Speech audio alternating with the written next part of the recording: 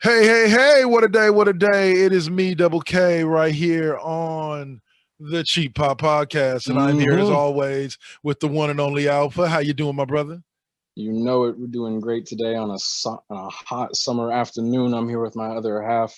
And last week, I sadly wasn't here to talk sweaty men. So now this week, we're going to be talking some comics and shit once Yeah. again. We're going to be ripping straight into the DCU this time, the Oh DCU. yeah. Well, I held it down with that little bit of WrestleMania backlash, but you'll get your chance to put in your thoughts next week, man. On should I say later this week's hmm episode? But all hmm right, yeah, let's dig in. Let's dig in. So, we are going to be talking about the CWverse today, pretty much Let's do all it. things CWverse, Let's and do it. we are kicking off with what I consider basically to be the hottest comic book show on the market hmm right now, short of Invincible, which we covered on the last hmm comics episode, and Yes, that is sir. Superman and Lois. For those of you who haven't watched, they're The starting the Sidewinder hit. Oh yeah, it is. They're starting the second half of the season right now. They're two episodes into the second half. They did the first half, and then they cut it mid-season, and then they brought back Supergirl in the same time slot, and then they cut Supergirl at mid-season finale, and now they're finishing up with Superman and Lois. Um, but this has been, we talked about this a little bit earlier. This has just been the story of Clark Kent.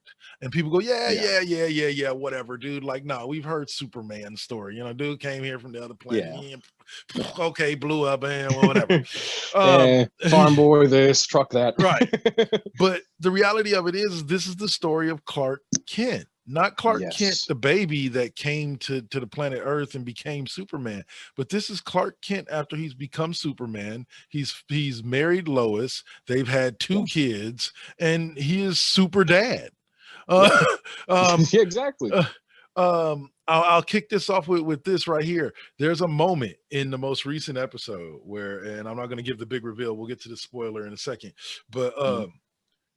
they're looking at the Winnebago of the bad guy, of the foreigner, Yeah. the Captain Luther, um, which great, yeah. Anyway, but Captain No. Luther and Lois Lane goes on to the thing, and now they've already revealed that Captain Luther's wife on the other planet was Lois Lane.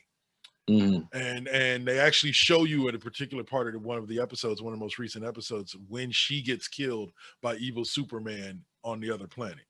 And like literally her daughter and him were there to watch. And like it was just like, whoa. Whoa. Uh You right? yeah. But needless to say, she goes on to the Winnebago, which is really his ship in disguise.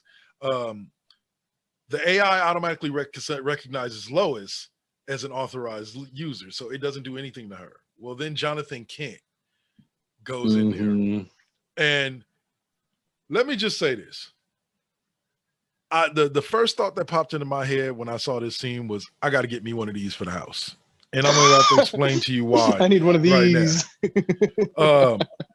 Check it out, okay? They're sitting there. All of a sudden, the Winnebago slash ship locks up when Jonathan's in there because it scans him and it doesn't recognize him. Locks up, metal windows coming down everywhere. Fucking the thing releases a bunch of guns and says basically, if you don't Yeah. identify yourself as somebody that's supposed to be here, we're about to kill you. All right. Jonathan's now knocking on the door like, mom, get me out of here. Help. Get me Help. out of here. Help. Like, help. This thing's gonna kill me. Lois is now sitting outside banging on the door, telling the thing like, hey, that's my son. I'm Lois Lane. Like, shut down. Stop. hmm Finally, it gets down to where the thing's like 10, 9. Lois reaches in her pocket, pulls out this little device, clicks it, and goes, Clark. Superman, who's like hundreds of miles away at a military base, goes, huh? And is gone. Sonic fucking boom. Sonic fucking boom. Gets there in a matter of 3 seconds, rips the door off of the Winnebago, and manages to get in there in enough time to cover Jonathan up so Jonathan doesn't get killed. But it was one of those things where I was like, yeah, I got to get me one of those.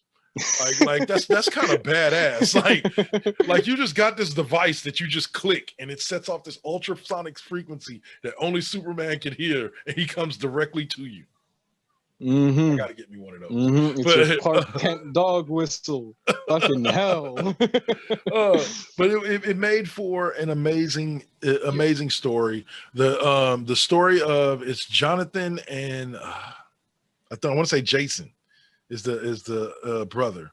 Kent. You got it. And they didn't go with both of them having powers. They went what I call with the 50-50 thing. I've seen it done in comic books before. I don't think that's really the name for it. But if you always notice, if both twins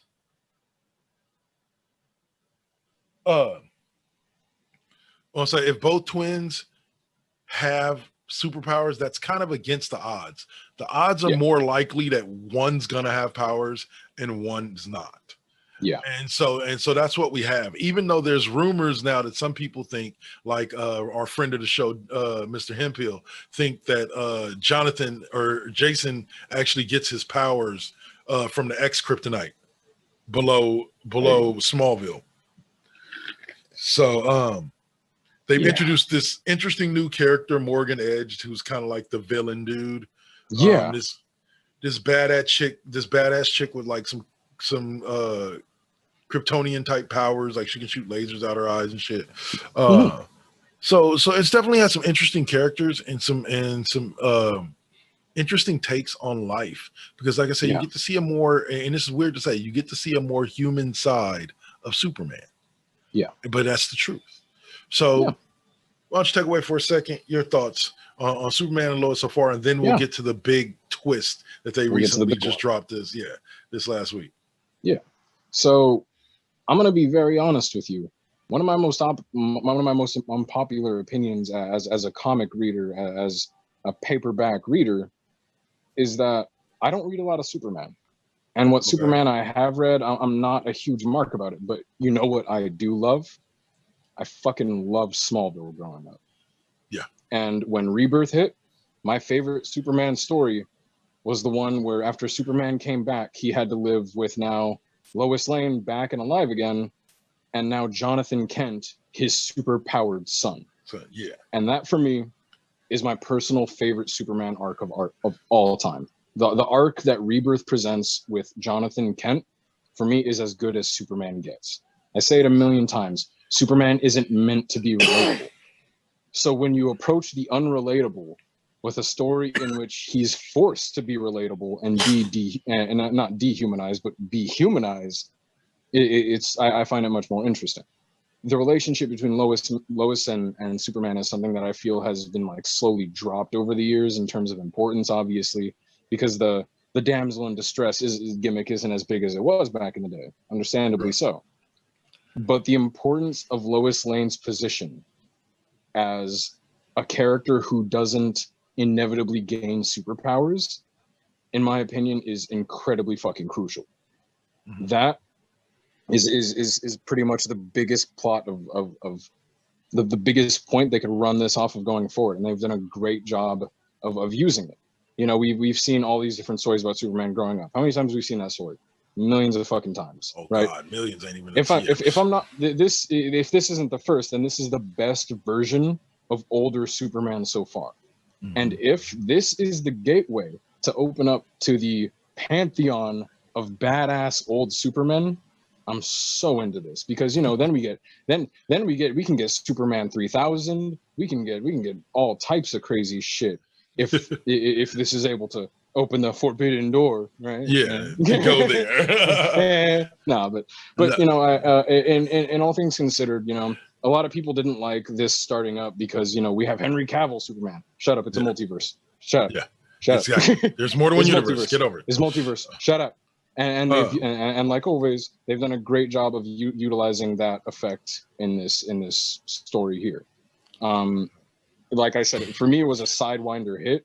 I didn't expect Superman and Lois to be one of the stronger emotional builds of the CWverse, and I'm so fucking happy with it. And the focus on Jonathan Kent has been amazing so far. Amen. As basically him and Mom being the only two normal people there. Yeah. It's been awesome. Now, okay, so as we wrap up Superman and Lois, we have to get to the big reveal that happened this past week. All season, They've been calling him Captain Luther. They've been calling him Captain Luther, and they've been making you think that this was a black member of the Luther family from Earth, whatever Earth he was on before it was destroyed in Crisis on Infinite Earths, which is what brought him to our Earth Prime anyway. The reveal turned out to be that Captain Luther was actually the one and only John Henry Irons, aka Steel. Motherfucking Steel. Shaquille O'Neal, baby. Now, from what I remember, this is not Steele's original storyline. At least I don't believe so. It's not. But I'm not gonna lie, it's an amazing storyline, especially as they slowly rolled everything out to you, because they gave you this idea that he was a Luther from another Earth, and he's coming to talk about Superman turning on the planet and killing everybody and all that, and then it builds to finding out that he's John Henry Irons, and then we actually got to see the fucking hammer. Like you got it to was see the like, steel hammer. Oh my god, man. Oh my god, I'm so fucking into this, dude. I've seen I was 100% expecting just a Bizarro arc, as always, but to bring in somebody who is always known as a friend of Superman and to boil his motive down to the most simple of, it's not just that I like Superman, I am obsessed with Superman. Now we have one of the most authentic heel turns in CW history. Oh yeah. And let me tell you this, man. By the end of this last episode, Mr. Irons was now a friend as opposed to foe, which is what I like, which makes me believe that somewhere before the end of the season, he's going to make a return as actually as Steel. And I'm here for that. I'm all here for that. We're doing it backwards this time, and I'm into that. So, well, the season still has a few episodes left in it. The story's still building. Like I said, I believe Morgan Edge is your main villain. So we'll see, and we'll come back and recap that after the season is over. But we're gonna jump on over to the fastest man on the planet, and the one and only Flash. Golden Goose, baby. Golden Goose of the CW. Or what is it? Or is it Flash? That's still, I'm sorry, dude. That's best still moment. The best episode. Best yes. I've been waiting for this. That was just great. And Cisco, of all people, just made it happen, which makes me sad because the next episode of Flash that airs is supposed to be Cisco's goodbye episode, and I've already got my Kleenex sitting by the bed ready. Not for what you nasty ass people think it's for. It's so when I start crying, I have something to be able to wipe up the tears with, because Cisco's been one of my favorite characters. I'll say one of my favorite characters in the CWverse altogether. Vibe, man, I was really vibing him, no pun intended. Right. But this season has kind of been a hodgepodge. I'm not going to sit here and say this has been the best season of Flash ever, because it really hasn't.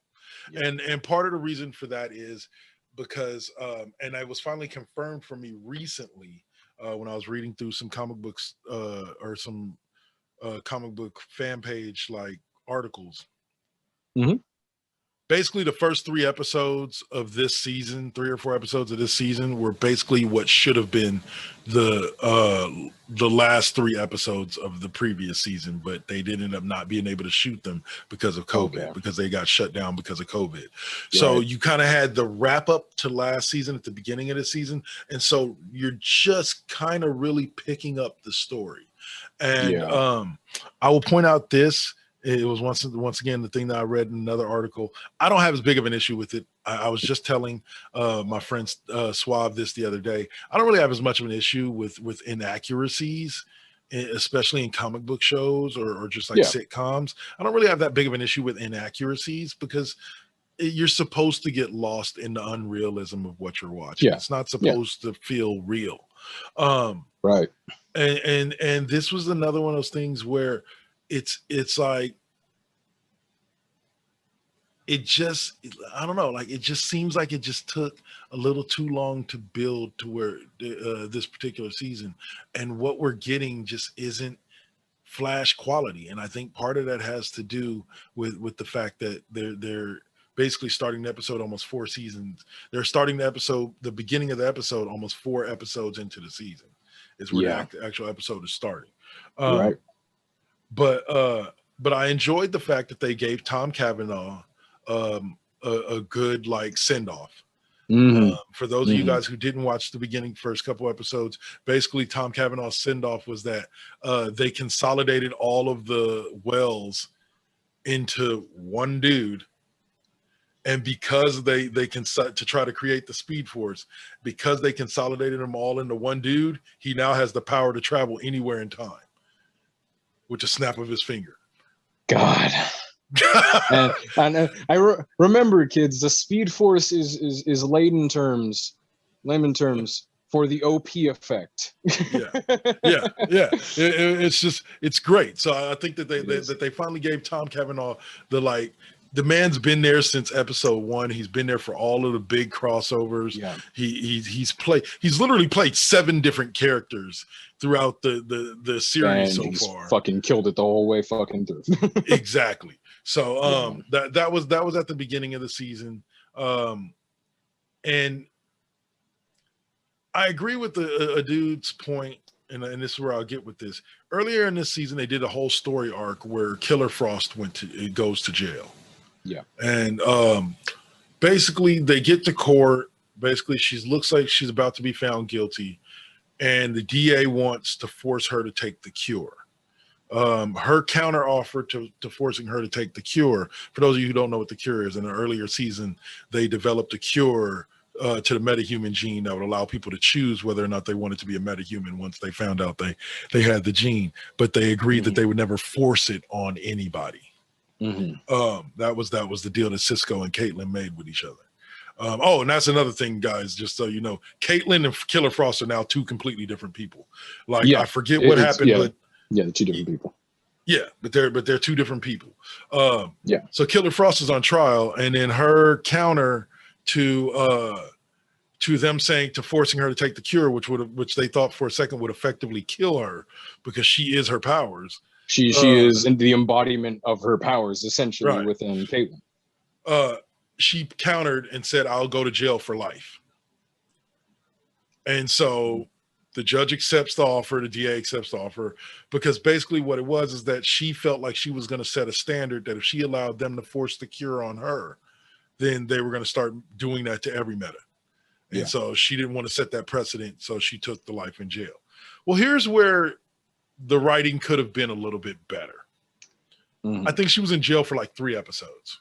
Yeah, it's one of those. If we had given this moment time to really simmer and marinate, would have had a much bigger effect. Right. And here's the bigger issue with it. The reason why she gets out of jail is this.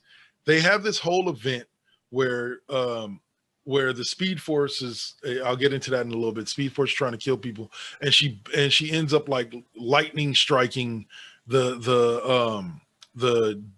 prison where Killer Frost is at, and a bunch of prisoners get out. Like a bunch of the really bad prisoners get out. Well, Killer Frost breaks out, not to break out and get out, but to break out and help the police bring back into custody all the bad guys that got out. Because she did that, the DA dropped the charges between her, and she immediately got released. Well, that makes no goddamn sense. Killer Frost, the crimes that she was being charged with from hella days ago. She's literally a fucking terrorist by this point. Like, right? Well, no, hold on. Like, hold on. Let me complete the point real quick. Hold on. So she's being charged with crimes from hella days ago, right?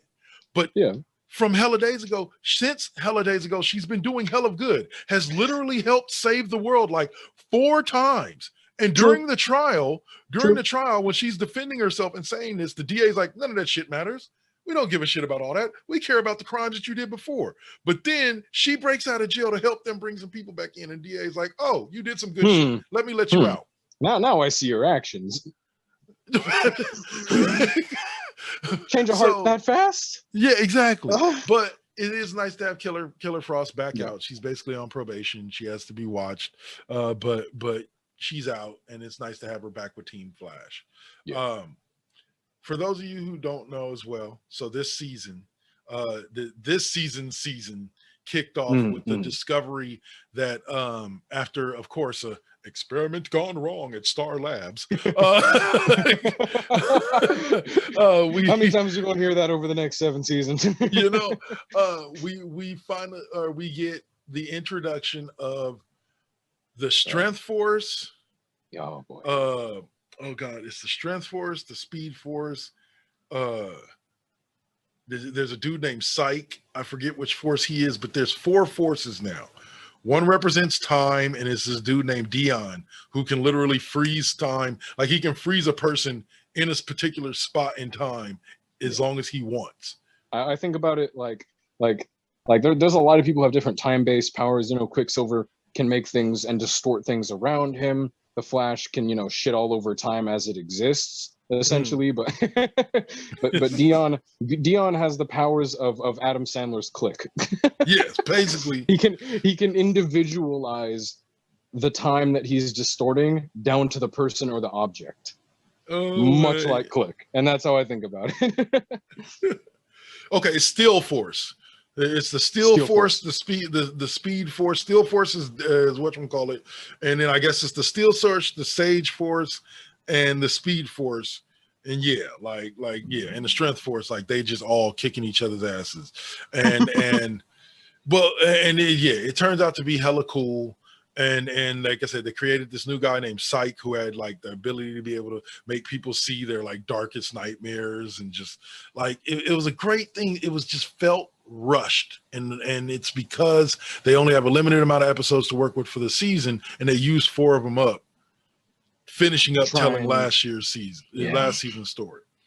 So I'm not mad at that, but no, I said I'm not mad at that, but it makes the season feel very rushed. Yeah, as a pun intended, it does suck to see that the flagship show had to halt its own momentum a little bit.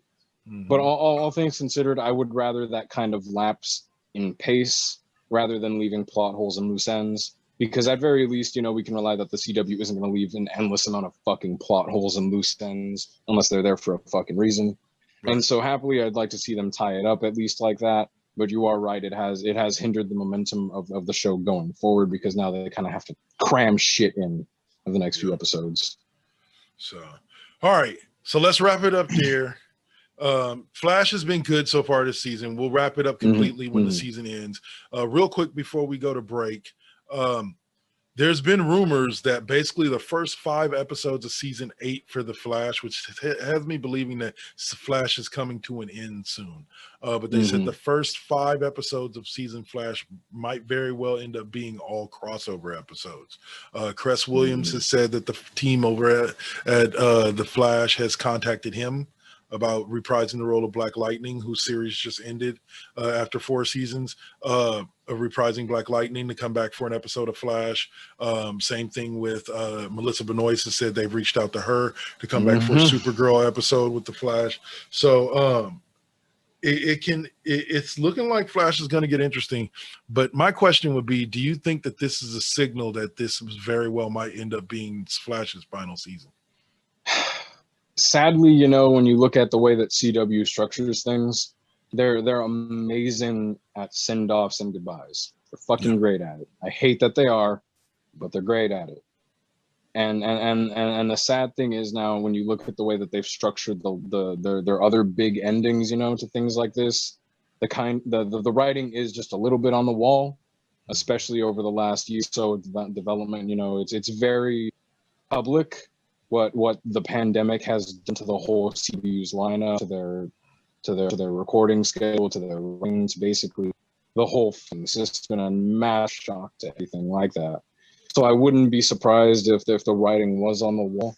Sad as it may be, you can say that they didn't have one of the best runs in the history, in my opinion. And I don't think it's an overzealous statement for me to say that the Flash, in my honest opinion, at least top 10 of the last 15 years of constant television. Oh yeah. Oh yeah. As far as television shows, oh yeah. It's Yeah. easily top 2, top 3. Easy. Yeah. The whole series Yeah. as a whole. Easily. But all right. We'll take a commercial break or podcast promo break, whatever you want to call it. And we will come back and we're going to talk some Supergirl. We're going to talk a little DC's Legends. And we're going to talk about the series ending that I loved and loved to watch in Black Lightning, which said goodbye to the CW about 2 weeks ago. So I actually waited like 4 days to watch the series finale because I just didn't want it to end. I wasn't ready. Wasn't ready. I don't blame you. But I will say this: the series finale left the door open for a lot of things. So, and we'll talk about that after the break. But right now, you're listening to the Cheap Pop Podcast. Before we get into these podcast promo breaks, I want to let you know that as you're hearing this, it is what is it? It is Friday night. As you're hearing this, and on Sunday night, not only will you be getting an episode of Cheap Pop Podcast, but if you tune on to Twitch, you will be seeing the Ear to the Street, not competition, but Ear to the Street, competition being put on by the Saint and the crew over there at, the Saint and the crew over there at, Now versus Then. I don't know why that name wasn't coming to me. Yeah. It's all good, all good. Let's see, groups. Let's search. I got to find it so I can tell you guys specifically. Basically, it's going to be producers going head to head and playing their beats. And there's going to be 3 judges. They're going to be judging them, and one will advance and one will not. This is straight from the Saint. Ladies and gentlemen, I'm happy to announce the Ear to the Street is now in pre-production. It's going to be a Twitch show. It'll air on June 6th. They're looking at 8 p.m. The first 2 shows will be a battle of the beats between 2 generations. The competitors have already been chosen. The first 2 will be announced over the next few days. And the first 2 competitors turned out to be, the first 2 judges that he announced was Miss Toy and MC Shan.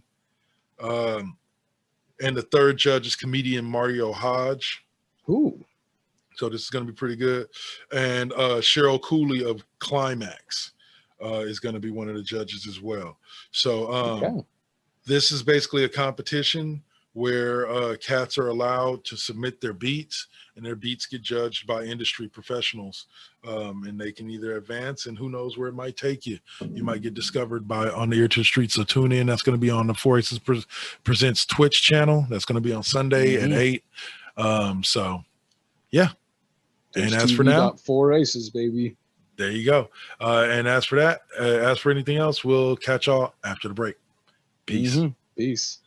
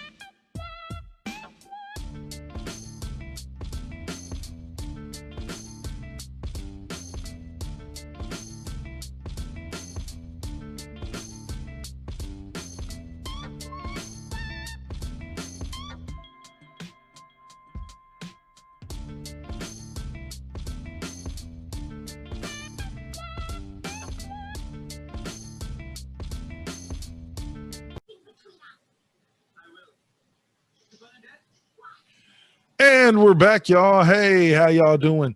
It is me, Double KK Double again, and on the other side, you'll see over there is my brother from another mother, the one and only Alpha.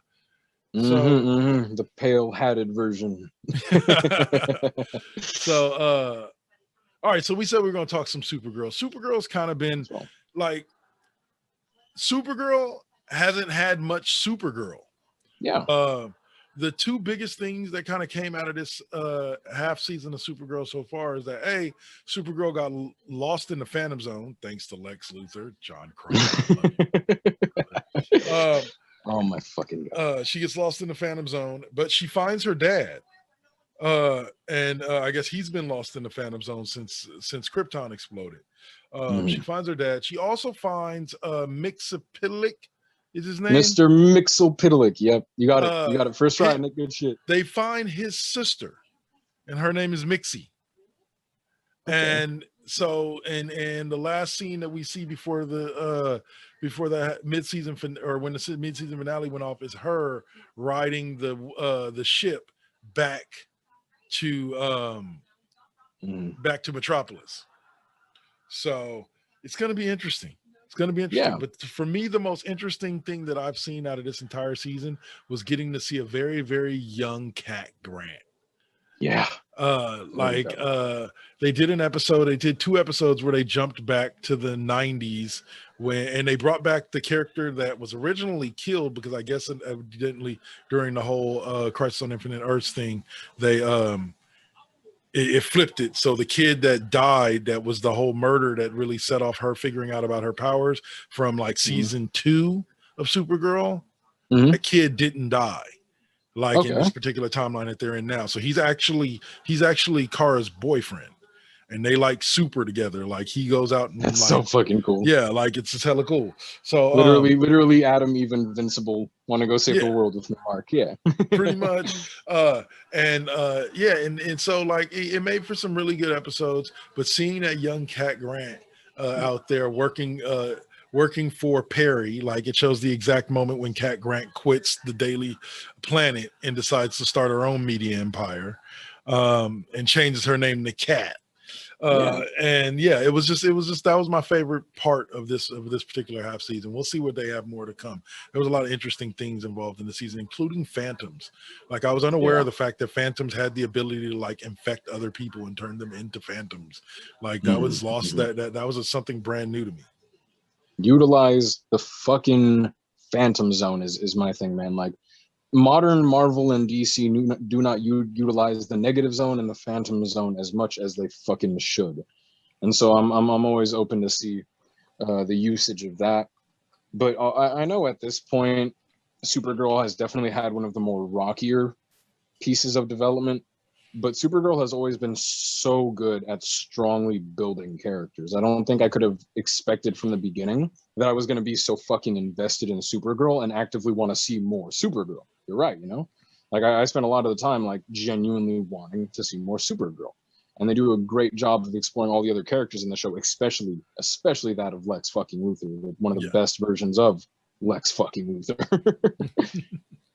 And I'll say it with this being the final season of Supergirl, because Melissa Benoist wants to move on to other things.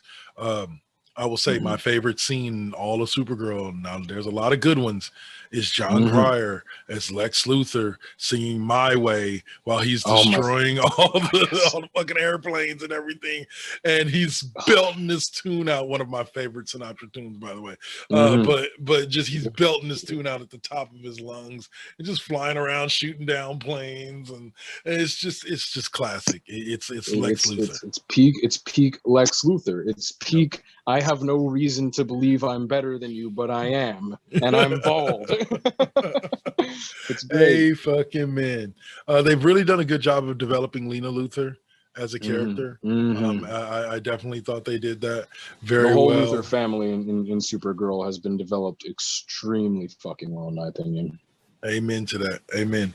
All right, so I'll move us along real quick because, we're kind of limited on time.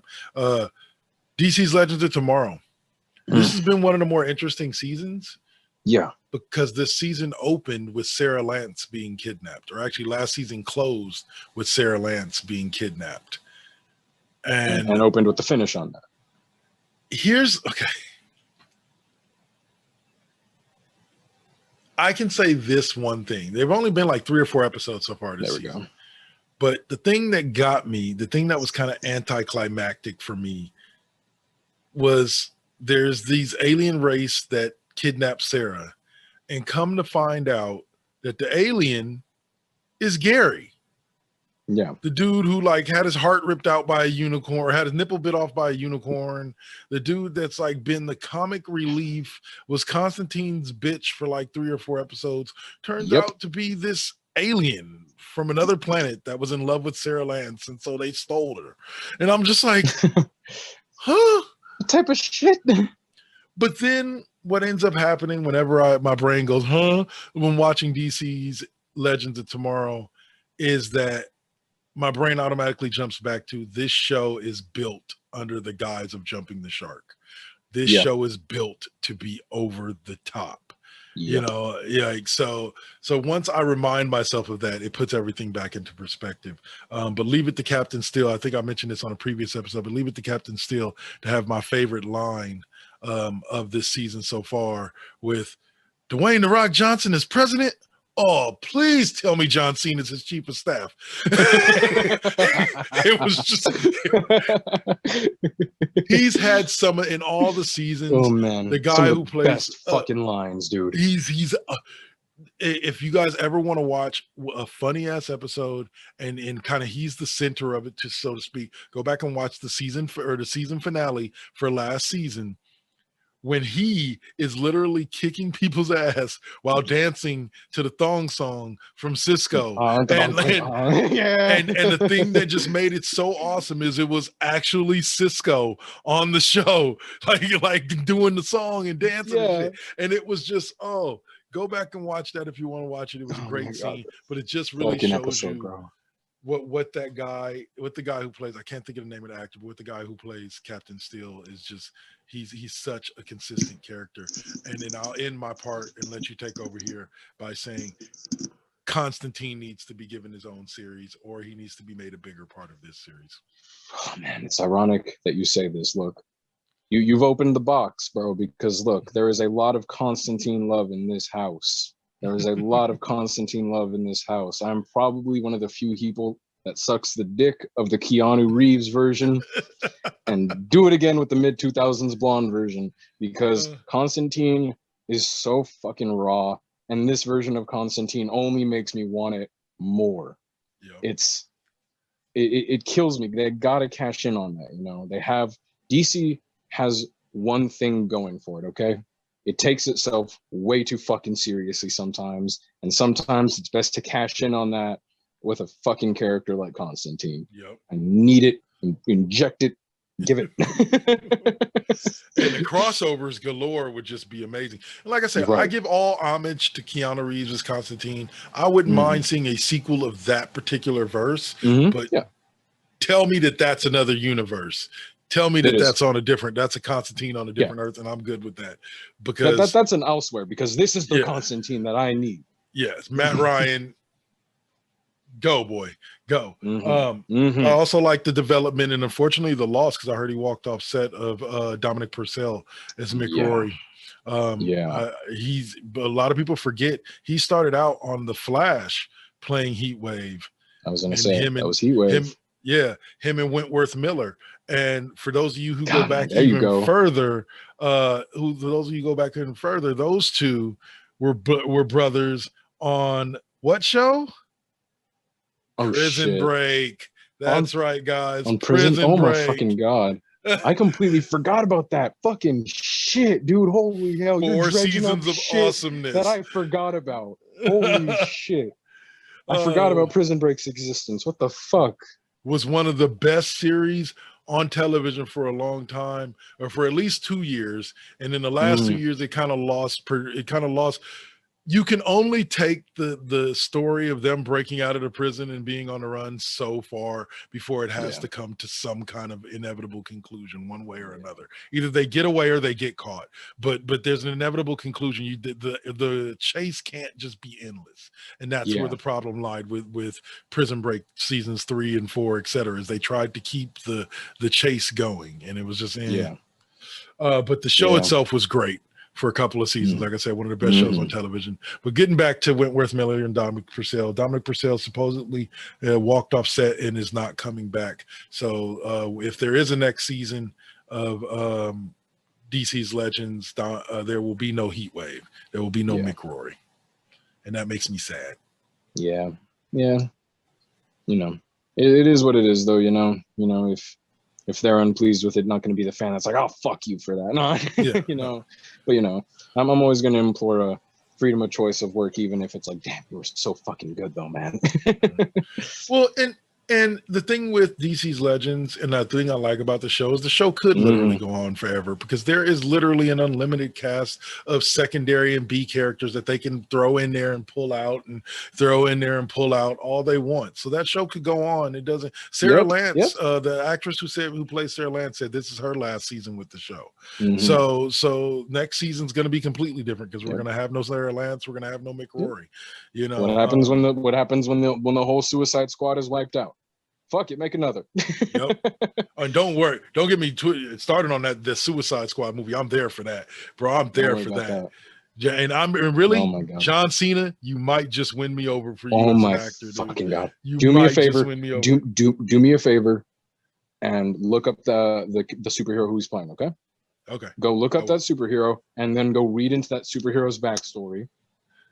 And now that you read the character's backstory, and you envision it being played by John Cena, your hype for this project is going to go to the fucking moon. I'm serious, dude. For sure. I'll do that research. All right, so let's get into this last. After 4 seasons, a show that I thought was extremely good is being canceled by CW, and that is Black Lightning. I personally think that CW is clearing the house for a lot of these shows to turn up on HBO Max. Yeah. I just have this weird suspicion. But Cress Williams was the perfect actor to embody Black Lightning. Kind of like physically Mike Coulter physically was the embodiment of Luke Cage, kind of in a similar way. Right on the head. For me, it's when you bring it down to the simples of voice, look, physicality, and tone that is set.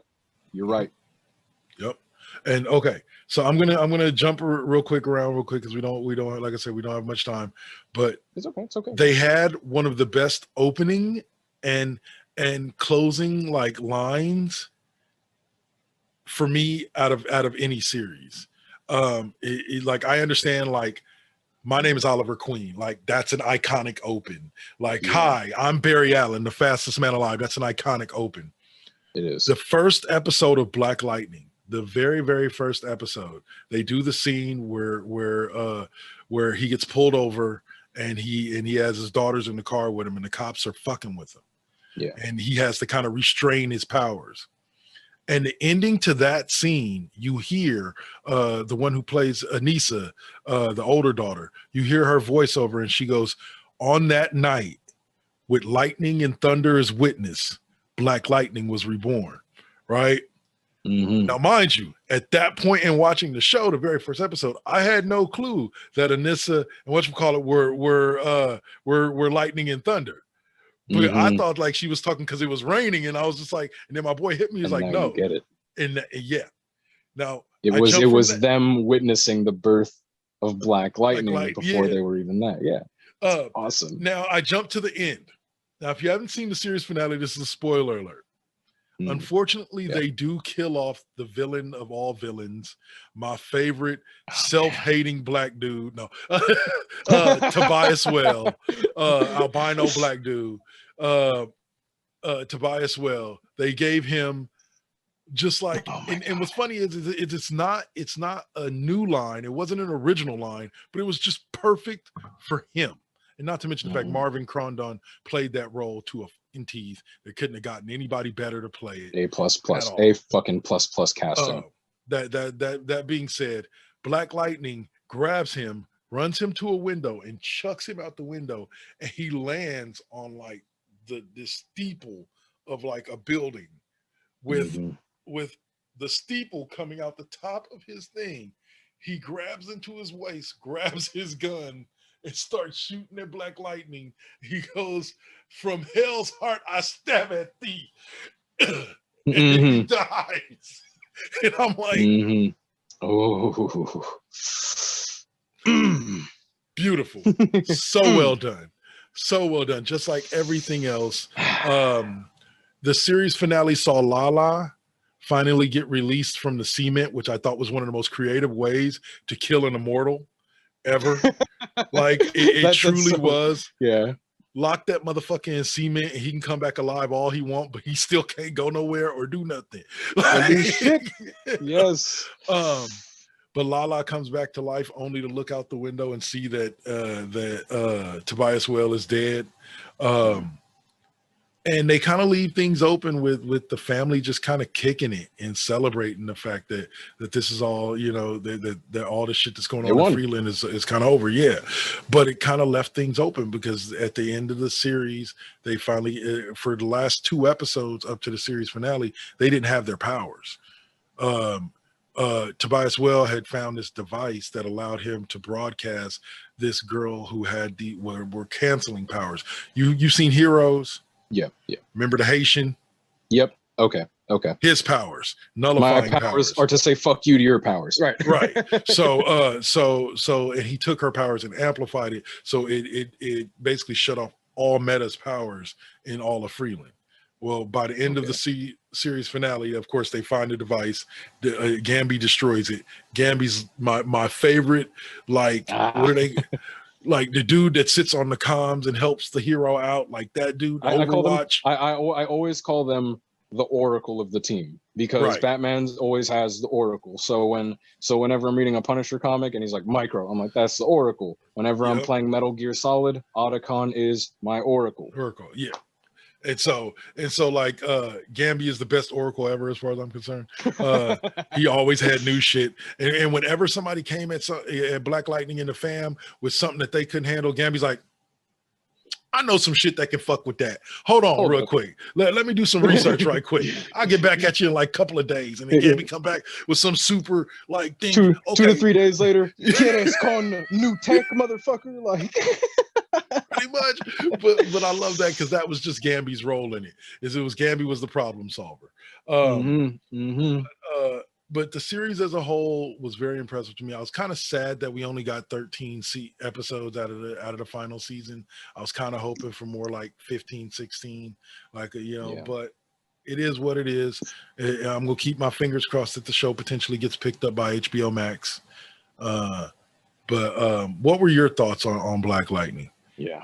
As a whole for me, it is one of the shows that I feel like is probably the most consistent throughout. I'm not going to sit here and say it is hands down the best written, the best this and the best that, but it sticks to a niche style of storytelling, and it does it very fucking well. It is methodical, it is piece by piece, and it is so good. The walk up of Black Lightning is very fucking organic. I like the way it all came about. And the way that they went about the Black Lightning story in relation to the source material was fucking beautiful. Casting, A1. Scripting, holy shit. My favorite line. Yep. All these niggas want to go to heaven. Don't none of them want to die to get there. Yep. One of the coldest lines I've ever heard out of any villain ever. Scripting. It's all about the script. And they fucking knocked it out of the park, home fucking run, and they brought it back. And in amazing fashion, it finishes off in the same exact way. You know, it's important that the death of a villain scales with how gruesome and fucked up that they are, and this was amazing. You know, in my opinion, it was shades of the end of Tarzan, watching the motherfucker fall and get hung by the gallows of the jungle, right? To me, it was on that same level of watching the evil motherfucker finally get it without it being contrived or forced or, in the worst, predictable. Yeah. And they gave you every reason to hate Tobias Whale this season. Oh, yeah. Every fucking reason. He took dude's house. He fucked with their family. Like he gave you every reason to hate Tobias Whale. So it made it that much more satisfying when he went out that window and onto that post. You know that picture of fucking Michael Jordan where the caption just says "fuck them kids"? That's Tobias Whale. Yeah, pretty much. Fuck them kids. All right. So in the middle of this season, one of the episodes was what's called a backdoor pilot, which is when you air a pilot in the middle of a season of another show or under another banner. And they aired an episode called Painkiller. And it presented this world where, for any of you guys who don't know, Painkiller was a character that was created in the first season. The name of the character was Khalil. I forget what his last name was, but he was tricked into working for Tobias Whale. And because he failed to do something for Tobias, Tobias Whale shot him, almost killed him, and then came and offered him a way to get to being able to walk again. They implanted a mechanical spine in him, at which point later on in the season, Tobias Whale rips out, which is one of the most gruesome scenes in the series. But he comes back as this beast, this guy that's been trained to kill the Pierces. And because of his love for Jennifer, was her name, the youngest daughter, because of his love for Jennifer, it spawns this cracked personality where there's Khalil and then there's Painkiller. And they call him Painkiller because the stuff with the mechanical spine fused or created like this poison in his blood that he can just touch somebody and like I said in the previous episode, at this point in time, he's now learned how to control exactly how much venom he puts out. So he puts out enough that he doesn't kill you, or he puts out enough that he just wipes you off the face. Blackouts your ass, flatline. Right.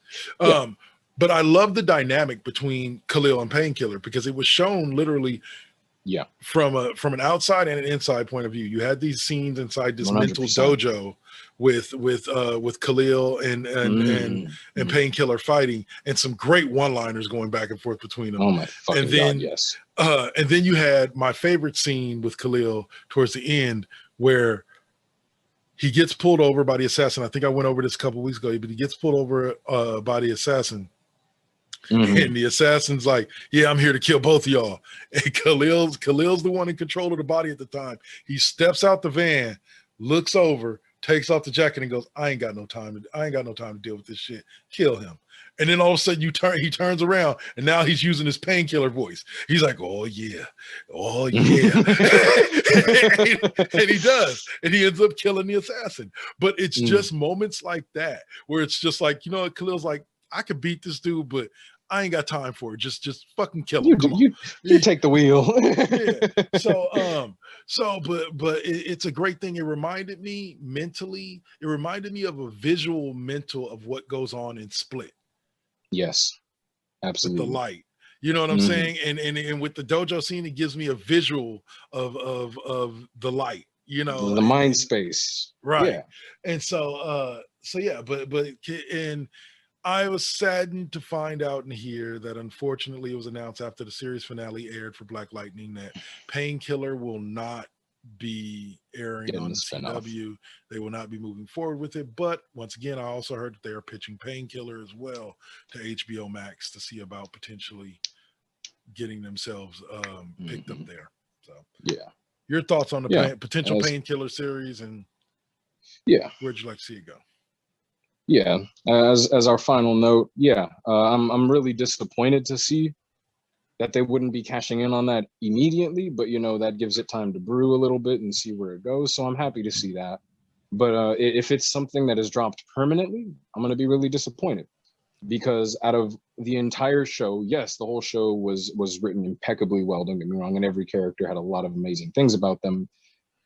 Painkiller and Khalil probably had the most focus from the fans by the end of it still.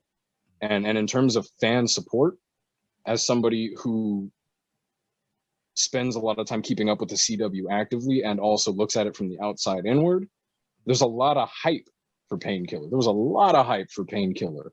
An absurd amount of fucking hype for Painkiller, especially coming on the last 3-4 months or so, and rightfully fucking so. If they're smart, they'll cash the fuck in on that. But if that's the end of it, then I am disappointed, because that was probably one of definitely their most deeper characters, as you've explained.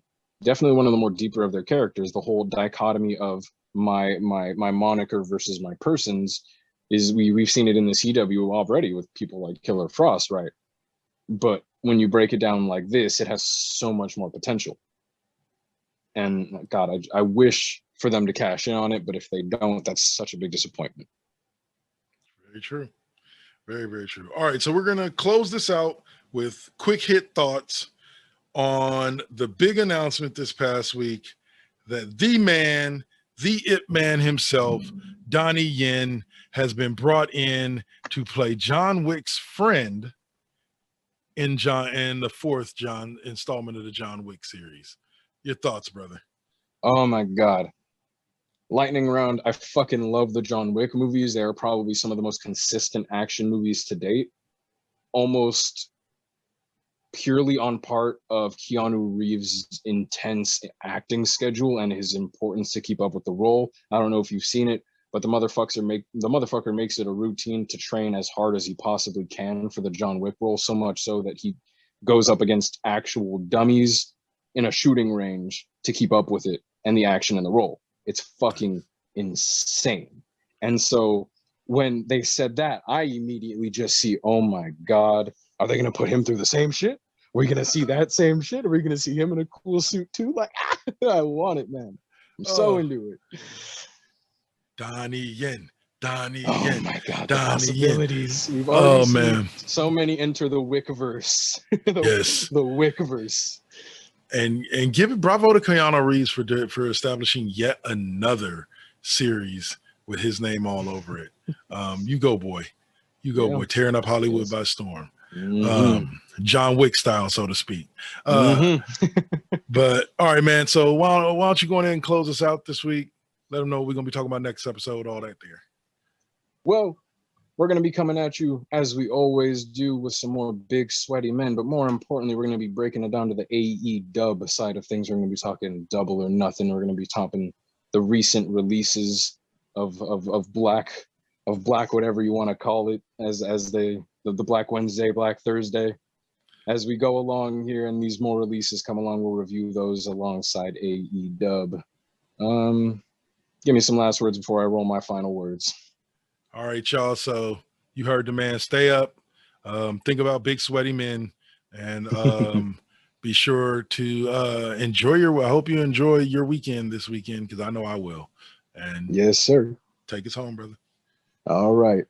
And I'll finish you off as I always do, my people, my friends, my family. I'm going to leave you off with one of my favorite quotes. It may have been animated, but it's still Black Lightning material. So ladies and gentlemen, let me finish you off with my favorite Black Lightning quote. You may have had lightning, but you haven't had Black Lightning, baby. Peace.